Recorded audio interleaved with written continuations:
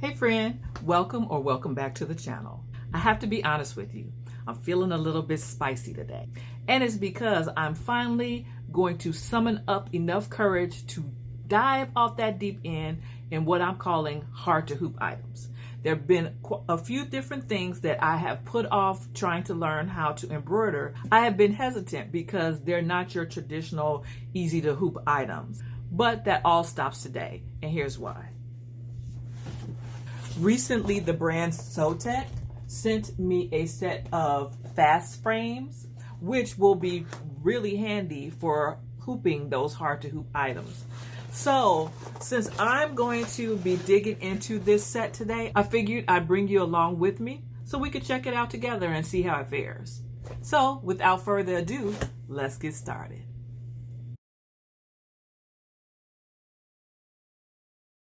Now, if you've been lurking around my page or just been hanging out with me, you'll know from a previous video that I have a stash of samples that I use to practice with.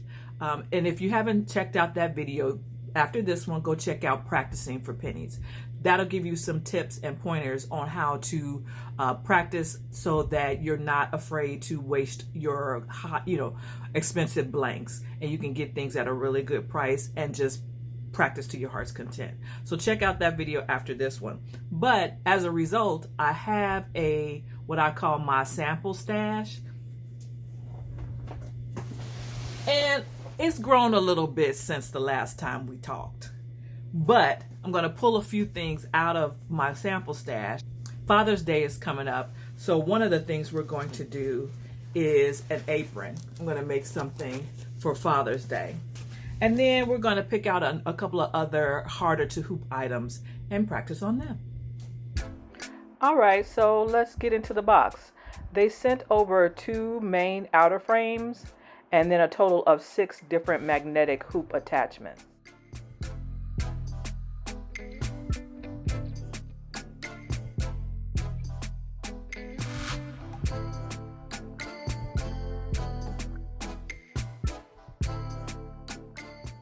They look to be exactly the same size to me, so I think you just get an extra replacement in case something happens to your first one. Now, this is the 3x4. This is going to be your go-to for small gift bags, card holders, and even dog collars. Next is the 1x6 strip, and this is absolutely perfect for the size of tube socks or down a narrow sleeve where you normally can't get any traction. Then you have a 7x5, which I think would be ideal for doing monograms on tote bags and stuff like that. Of course, your brackets for your specific machine will be included.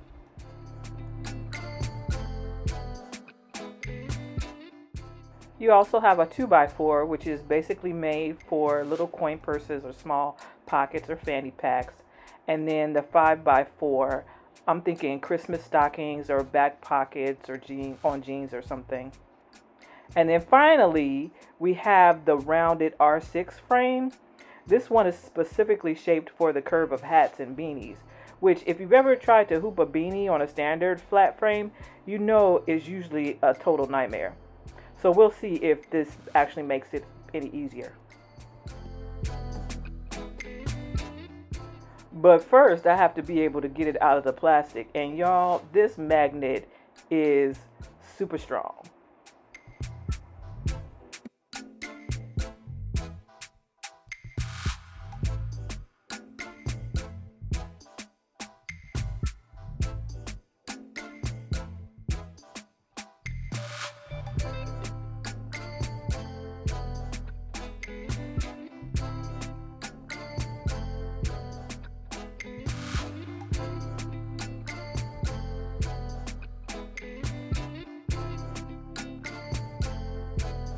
So I've got my sample stash here.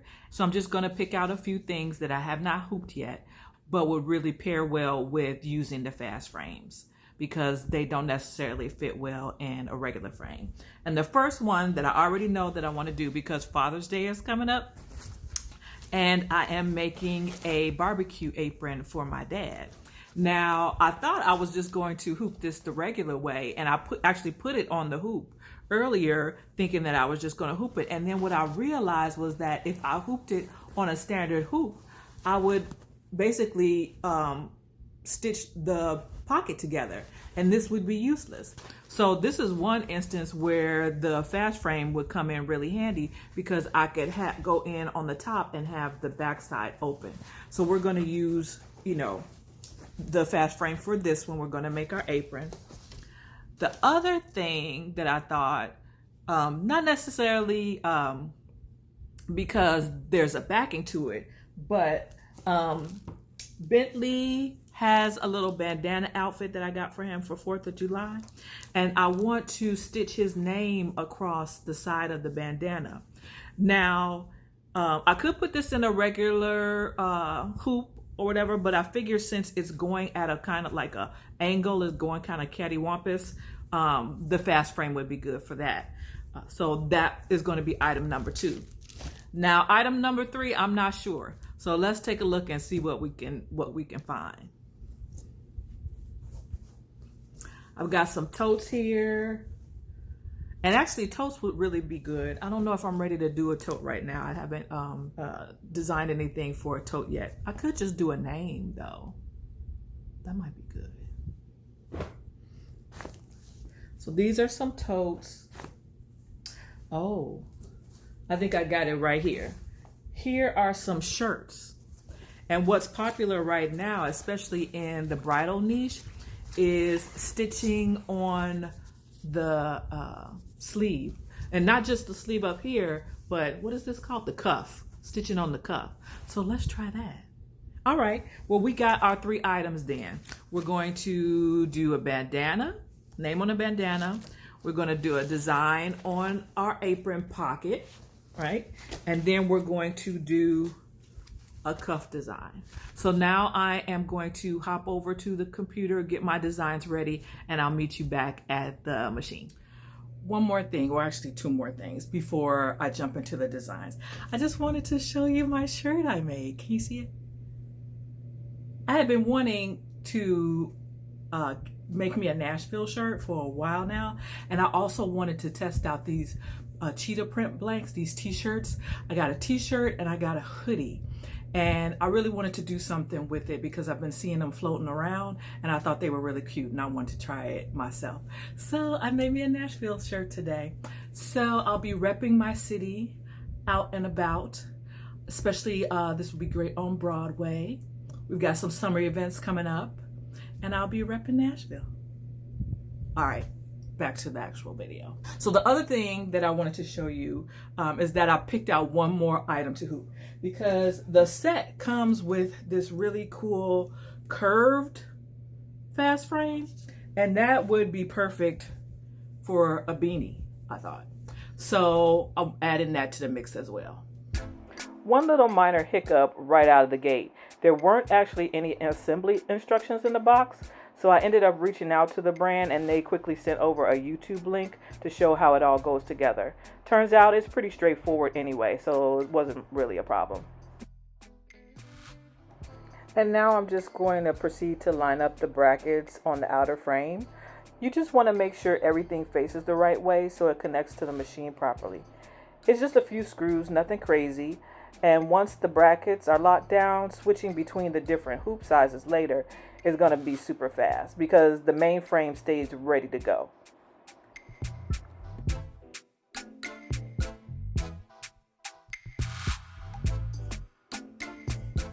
So I've got my design loaded and it's time to pick out the frames. The closest size that I have are these 2. And ideally, I would like to use this one, but it's too big for the pocket. It's perfect for the design, but it's too big to slide in the pocket, which means I have to go down a size and use this little one, which makes the design so small, which is a bummer. But that's what we got. But I already know that I'm gonna love these things because one of the differences is that not only are these fast frames, but they're also magnetic frames too. And the other fast frames that people are used to on the market just have this piece. And you end up needing to use the sticky back paper, which is fine. You can use the sticky back paper as your stabilizer.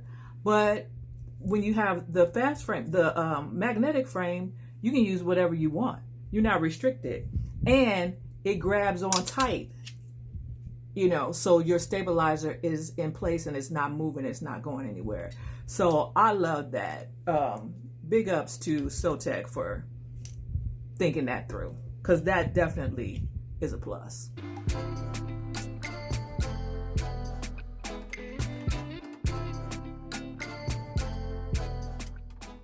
Now I'm just going to slide the main frame onto my Ricoma Creator. It clicks right into the arms just like your standard hoops do. And the beauty of this system is that once the main chassis is on the machine, you don't have to keep taking it on and off to switch projects unless you just want to. You just swap out the magnetic frame inserts.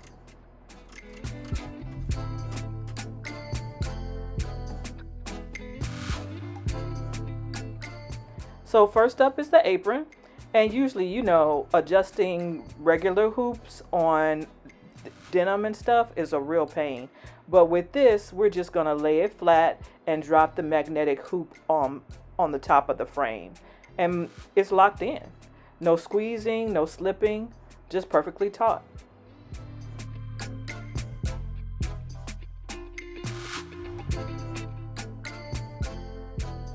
You know what, y'all? I'm going to make an executive decision because that area is just way too small. The design would have to be so tiny and you would never be able to read it. So I am not going to use this size. I'm going to use a different size, which means I'm going to place it down here instead of on the pocket. Maybe I'll put the name up here instead. So guys, unfortunately, we're going to have to scratch the apron idea because guess what? Even though it does fit on the fast frame, the arm is too thick, or it doesn't fit over the arm of the embroidery machine. So there's no, like, it's not enough area for it to, you know, move and slide and stuff. So I am not going to be able to stitch on this pocket without sealing it closed, unfortunately. Now I could technically unstitch it and then, you know, embroider on it and then sew it back together. That's a lot of extra. And that defeats the purpose of using the fast frame. So we're just going to pick another project. Okay, now for the real test, the beanie. And I'm not going to lie, I struggled with the orientation on this one for a good hot minute. Because of how it sits on the machine, my brain just kept second guessing which way was up, and I flipped it back and forth quite a few times. But here's the trick that finally saved my sanity. Turning the beanie completely inside out first. Once I did that, it slipped onto the R6 frame just fine, and oh, don't forget to put on your water-soluble stabilizer on top. Because if you skip that, those stitches are just going to sink right into the knit and completely disappear. So you'll see me doing that in a second.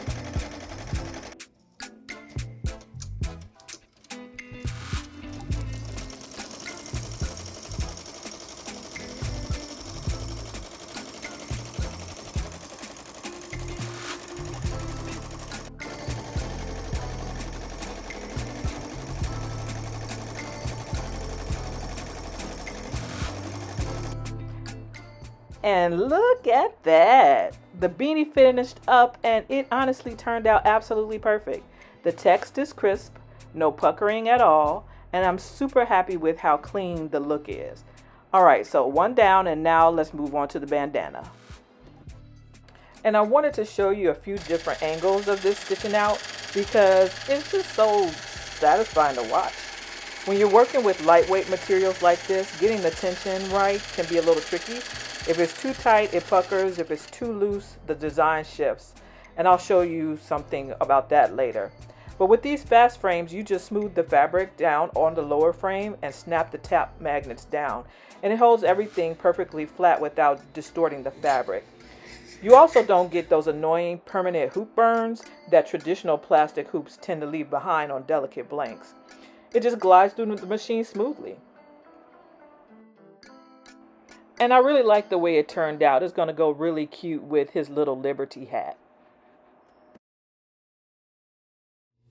All right, so we've got our beanie done and we've got our bandana done. So now we're moving on to the shirt. And I know you might be like, woman, what outfit do you have on here? Well, it's because we're moving on to the shirt.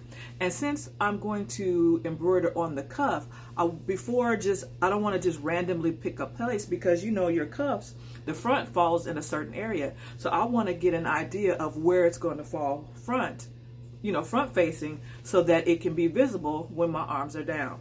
So I just put it on real quick and I'm going to take a piece of clear tape and see where it falls toward the front.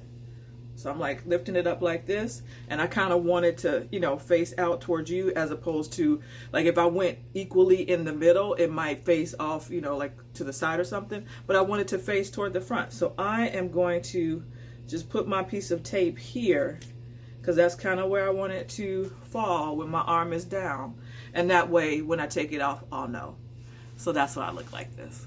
So let's hop on over to the computer, get our design prepped, and then finish out our project.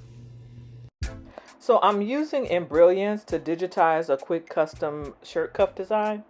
I knew I wanted my name and a little icon next to it, but oh my goodness, the decision paralysis was so real.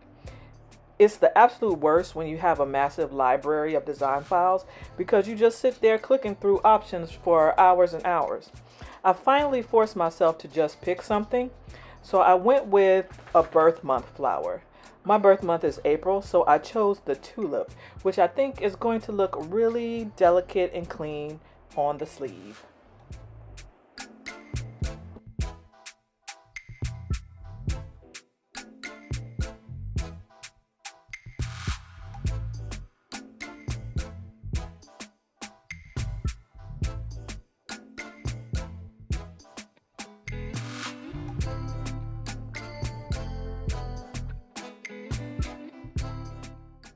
Now, hooping a sleeve cuff can be pretty tricky, but we're just sliding the fabric right over the frame and clamping the magnets down and letting the machine do its thing.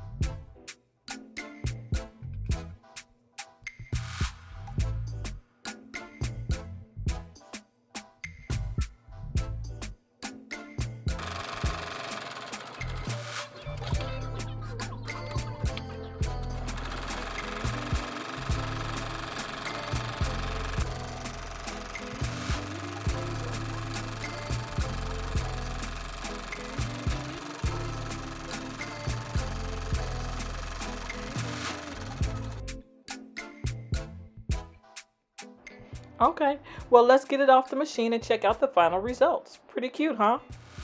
And these fast frames definitely made quick work of it.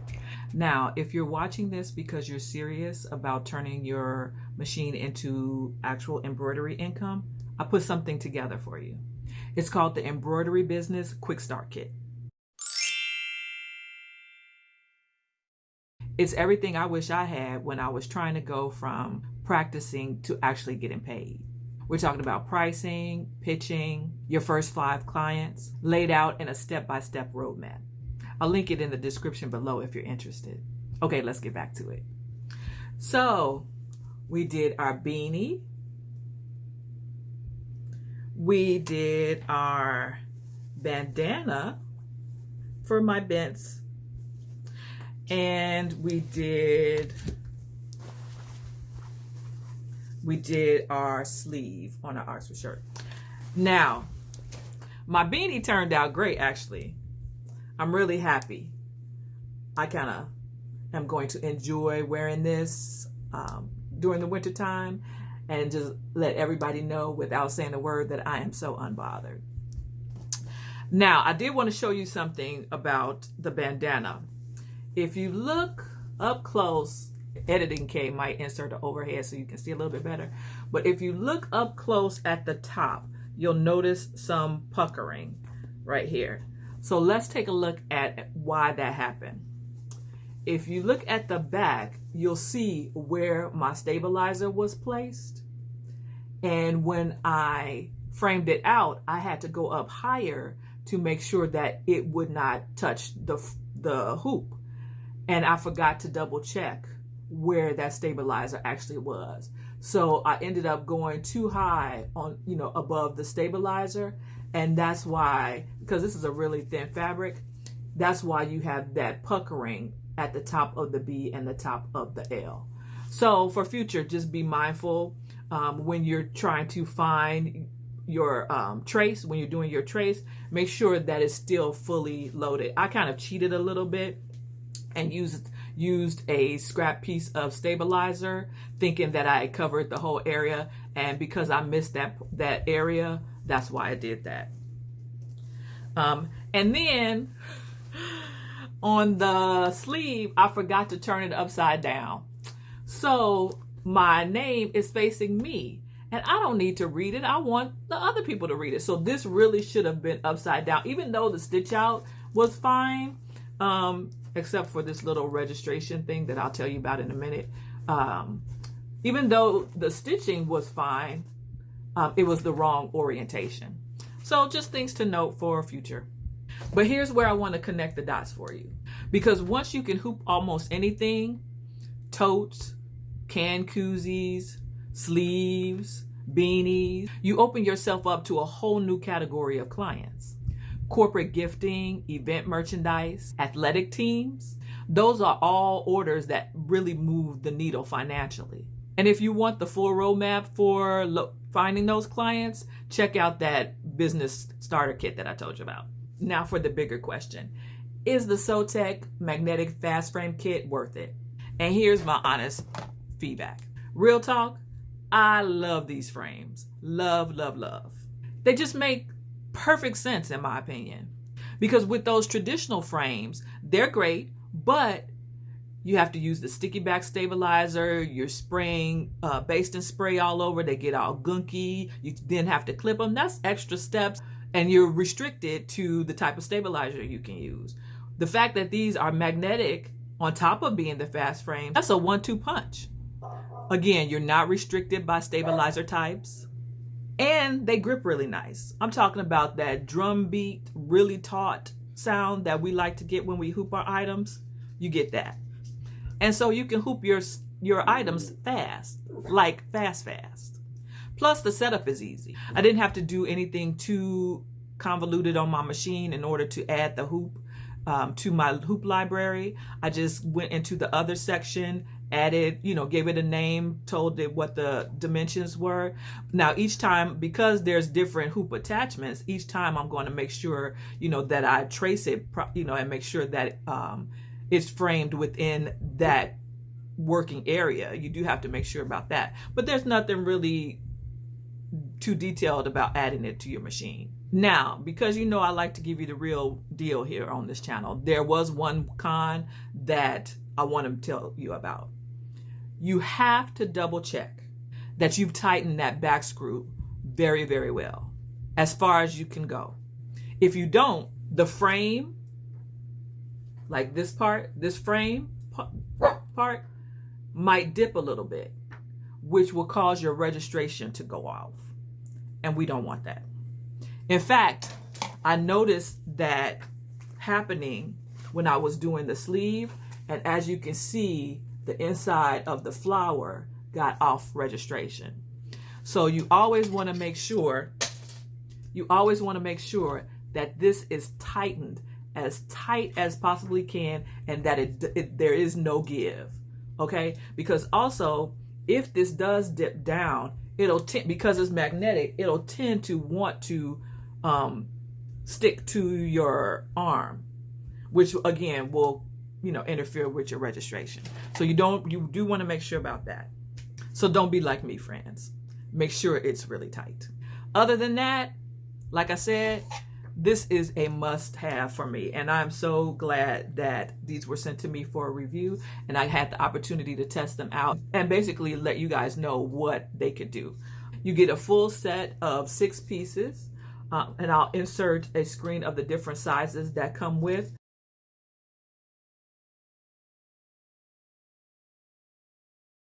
And then you get the frame itself. This is a total game changer. So I hope this video review has been helpful for you.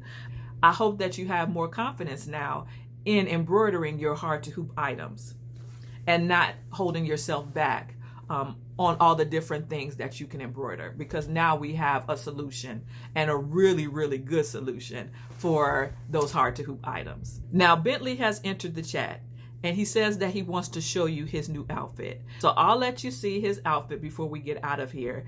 And after that, check out the videos that YouTube thinks you should watch next. And until next time, bye-bye.